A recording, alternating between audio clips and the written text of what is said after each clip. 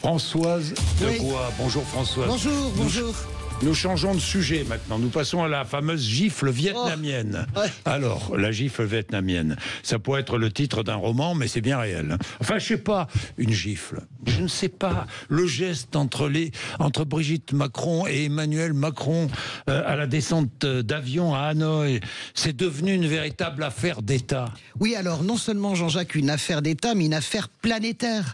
Parce que cette vidéo très courte qui dure à peine quelques secondes, où l'on voit Brigitte Macron repoussant le visage du président, eh bien cette vidéo a été vue des dizaines de millions de fois, générant des papiers, des sujets même dans les 20 heures de France 2 hier. Et je ne vois pas des alertes de toute la presse écrite mondiale. Un simple geste et un président surpris, à l'évidence, par la porte de l'avion qui s'est ouverte certainement un peu trop tôt. Et voilà l'affaire lancée et relayée, y compris par moi, par nous tous. Entendons-nous bien, moi je ne vais pas me lancer ce matin, Jean-Jacques, dans l'exégèse de ce texte, car personne ne sait ce qui s'est passé avant ce geste, absolument personne. Alors on suppute, on imagine, on théorise, le fantasme sur ce couple hors norme repart de plus belle, de la psychanalyse sauvage sur Emmanuel Macron et Brigitte. J'ai entendu hier, Jean-Jacques, des trucs délirants sur des chaînes info, des trucs dingos sur les chaînes info continues. Il n'y en avait pas une, je le dis bien, il n'y en avait pas une pour acheter l'autre. Mais il y a aussi un fait politique, Jean-Jacques, ce matin, c'est que aucun politique n'a réagi ou n'a voulu commenter cette image. Ça, c'est très important. Pourquoi c'est un fait politique? Je le dis parce que de l'extrême gauche à l'extrême droite, en passant par le centre, chacun a certainement bien conscience que ces moments, cette vie sous le regard permanent des médias et des réseaux sociaux, eh bien, ces moments peuvent être totalement pervertis et surtout instrumentalisés, et que ça peut leur arriver à chacun. Hein. On se souvient de la colère noire, vous vous en souvenez certainement, Jean-Jacques, de la famille Mitterrand pour cette photo volée du chef de l'État décédé depuis quelques heures sur son lit de mort. Ou la colère de Marine Le Pen, il y a quelques mois, quand est diffusée la photo volée dans l'avion, où elle a le visage ravagé par le chagrin parce qu'elle a appris la mort de son père.